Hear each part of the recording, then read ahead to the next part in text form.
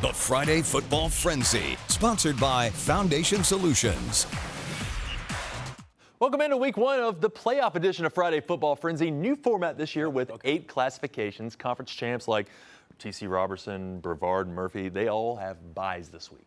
As do several other teams, but 8 games in the mountains tonight, including our game of the week. The Asheville Cougars, the 15th seed in 6A, hosting 18th seed Western Guilford. The Hornets coming in with a 5-5 record. The Cougars also 5-5, but in a tough Mountain Athletic Conference first quarter. No score. And Western with a screen pass that's dropped behind the line of scrimmage, and it's picked up by Savion Caldwell for the scoop. And the score, 7-0 Cougs. Next possession for Western, and the pass is picked off by the freshman TK Davis. And he can fly, and he does. Though Cougars run all the way for 6 to make it 14-0 Asheville, and I'm staying right here. They should change his name to TD Davis because he scores TDs. I like it. Jump to the second quarter. And the offense's first drive of that possession, it ends with an easy run from another freshman, Cassesson Baird. That makes it 21-0 Cougs. They're not done yet, and neither is the half. Less than 3 minutes to go until recess, and it's Tay Williams with the push and the score to pile on the lead, 28-0, under a minute left in the half. Western with the Reds in the red zone, and TK Davis gets another pick, this time in the end zone to end the Hornets' threat. Cougars move on with a 42-7 dub. They think, that they deserve to win, and they expect to win, and they expect good things to happen to them. And that's a shift that happened, over the last month. They kept, early in the season, they kept waiting on things bad to happen to them, and bad things happened to them. And now they think good things are going to happen to them, and good things are happening to them. And you saw that there in the first half.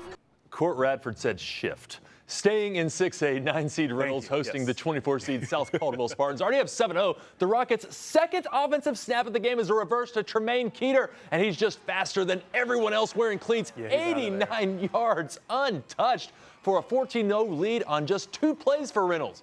Now, that Rockets defense doing their part too. The Spartans nearing the red zone, but Stacyon Taylor stuffs the run, then rips the ball away, and is now heading to the promised land, and he's going to show off some slick moves hitting the shift button. 21-0 Reynolds rumble, play. Young man rumble. Second quarter action now. Operating from the South Caldwell 40, Jaden Smith gets the call, and that's a beast mode run all the way to the house. 28-0 Rockets, and they were just halfway there. Reynolds moves on. My goodness. 56-zip. Now to 3A, but also in Buncombe County, Owen hosting Union Academy, 14-19 matchup here. Right before half, Owen down 12-0, but Emmett Mink starts left, turns around, lobs it to a wide open Hayden Small, and that's going to be a big gain. All the way for 6. The War Horses would trail 12-7 at intermission. Owen gets the ball to start the third, but after picking up a nice chunk of yardage on the toss, the ball popped loose. The Cardinals flop on it. They turn that into a touchdown for an 18-7 lead. A long Union Academy drive that bleeds from the third to the fourth ends with John Leon plunging in for a 24-7 lead. But on the ensuing Owen drive, this is a big boy play. Minks rolls left, lofts it up to Slade Garner. Go get it, young man. Touchdown, War Horses. I love it. But that's it for both sides. Owen bows out 24-14. How about 4A? Tuscola hosting East Burke. First quarter, Tuscola has the ball. Their first drive of the game. Ball's going to be on the 5. Jet Bartley gives the ball to Sam Trantham, who gets bounced around a little bit, but he barrels into the end zone for the score. The PAT after is no gravy. Score is 6-0 Mountaineers. To the second, beginning of it, ball on the 50, 3rd and 2. Bartley heaves a long pass to Elijah Pruitt, who on the other end of the rainbow receives it. Point after is good, making it 13-6 Tuscola. On the next play, on the Mountaineers kickoff to Burke, I love the play call. The Mountaineers get the ball back. Not only is it a good play call, it's excellent timing, because in life, Stuart, what is timing? It's everything. Mountaineer defense here, stout on the goal line. 13-6 is going to be the final. We're going to go back to work. We'll start tonight, get back to work, making sure we focus on the little things. Got to clean up penalties, got to clean up, a good amount of stuff. But like I tell our guys every week, an ugly win's better than a pretty loss. And if I got our kids find a way to gut it out tonight, and I'm proud as crap of them.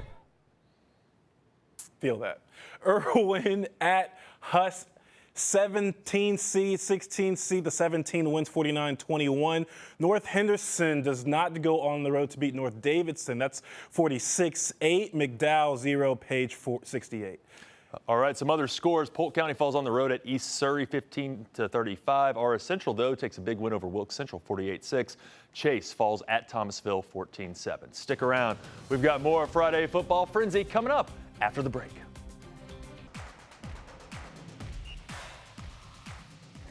We're the West Henderson Falcons, and you're watching Friday Football Frenzy.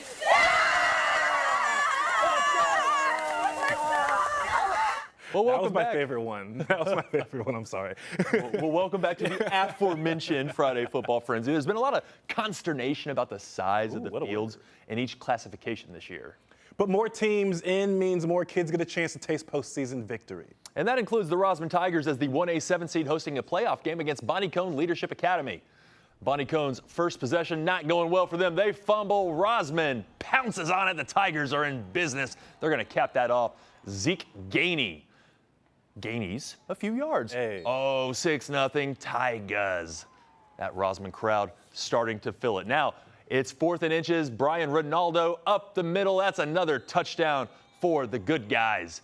Bonnie Cone trying to get something going. Jace Newton finds Jaden Mateer. He's going to pick up a few yards. And then a few plays later, Newton, this time, is going to look to his good friend Cameron White. First time I've seen the cap touchdown. on. Yeah, he's got the Guardian cap. Yeah. Good for him. He cares about his mental health. But those Tigers, Tyree Allen doing a great job there for Rosman. There's another touchdown. Boom! Your Tigers, 38-28 winners. So we definitely got to make some improvements. We made a lot of mistakes tonight. Maybe everybody didn't see those, I hope, but we're going to go back this week at practice and try to fix some of the wrinkles that we had in tonight and get ready for South Davidson. All right, Mitchell taking the field against Langtree Charter, who elects to receive the ball first. Easton Roschke looks deep for his receiver, but it's picked off. Deshaun, nice grab there at the 7-yard line. Mitchell marches down the field. Kai Pittman breaks multiple tackles. Just an unstoppable force, tracking them all the way down to the 1. A penalty moves him back, but Pittman's number called again, and he is going to take it in from 7 yards out for a 7-0 lead. Later on in the first, Owen Riddle is a bit of a riddle for the other team as he goes 75 yards, dodging the ref. I don't know what the defense was doing there, but he doesn't care. The referee had a better shot at making the tackle than any of them. Mitchell's up 13-6 after that. Moving on to the second quarter. Pittman getting the call again this time. Those Mountaineers love to run the ball. He breaks through the line. That's a 34-yard touchdown run. Mitchell up 21-13. Next drive for the Mountaineers, guess who? Pittman again, this time from 32 yards out. Mitchell is going to take a 29-13 lead on that touchdown run. And then right before intermission, Riddle, hey, we throw the ball too, okay? Or outpaces everyone on the slant route. That's a 55-yard touchdown reception. Mountaineers 43-13 leading into half. They tame the Lions 51-13. Environment I don't think was just great right off the bat, but I thought that once that we seen that we had some competition, I think the kids stepped up and we got after it. I always say that we try to prepare yourself for a playoff run. And sometimes you're going to have one of those games that's far away. So, you know, setting that up in the regular season maybe will help us here. All right, some scores. Avery County goes down at North Rowan.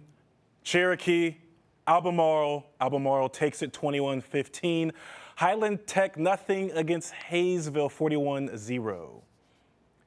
Been a minute since my feet were on Bearcat territory, and I was ecstatic about it. This game started over an hour late because East Davidson had some trouble showing up, literally with their bus and then within the whistle. So welcome to the Hendersonville highlight reel. It's 14-0 as we start. Jerron Ward to Gianni Thompson. Gets pushed out of bounds. Thompson, lean into the stiffy. Don't fade. Finishing the drive as I catch up to the trickery. Ward punching it in. 21-0 Hendo. So in a way, sticks need to get passed, but there's a lot of football to be played. We're in the first quarter. My man here with the greatest Dr. Pepper ever put into a plastic bottle. He's loving it. I love it for him. He's still tasting it hours later. The fact that you caught that, wow. So let's play defense. Tymeer Barber was a problem tonight. This was his second tackle in a row. He was causing disruption and havoc along the trenches today. Aruba, Aruba, go Bearcats. Getting out of hand, let's keep plugging away. Ward to Giovanni Suber, who moves the chains. Super catch. Go Bearcats. Hey, you're quick like that. I dig it. 50-0 is the final. Is this a top play? We'll never know. Oh, the referee with great coverage. But Thompson does score. We have a blue Falcon, so we must be at West Henderson hosting East Rowan. It's a scoreless game midway through one as we begin. I'm not supposed to have favorites, but I'm romantic about the way in which Zane McCraw runs the football. Kids, this is how you use a stiff arm. Pro tip, you can't do that unless the ball's on the outside arm. One of my favorite words, satiating. 7-0 home team. And then we dance about it. It was that good. Yes, one of the perks of the playoffs, JV dressing out on Friday nights because life is all about gathering experience. Still in the first one, East realizes it ain't gonna fly tonight. Asa Osman, and I believe that's number 3 of Alex Adams. It's a no-fly zone.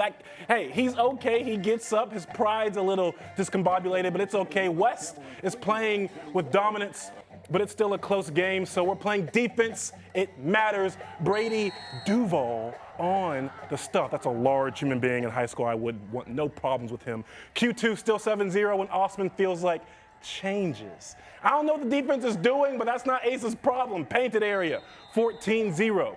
It was 21-0 at halftime. Final is going to be 42-7. The Falcons are still playing football. All right, some other teams in the Mountain 8. How about Smoky Mountain falling on the road at Forest Hills 40-28 there. Madison, no luck at West Davidson 36-14. In the private school ranks, Christ School and Rabun Gap played last night. The Eagles take that one 64-7. Asheville School, though, moving on to round 2. They will host again next Friday, taking down Wayne Christian 28-7. So keep in mind there were a lot of teams that weren't playing tonight because they earned byes due to their regular season performance. They will all enter the fray next week, and we will have them right here on Playoff Round 2 Friday Football Frenzy. See you then.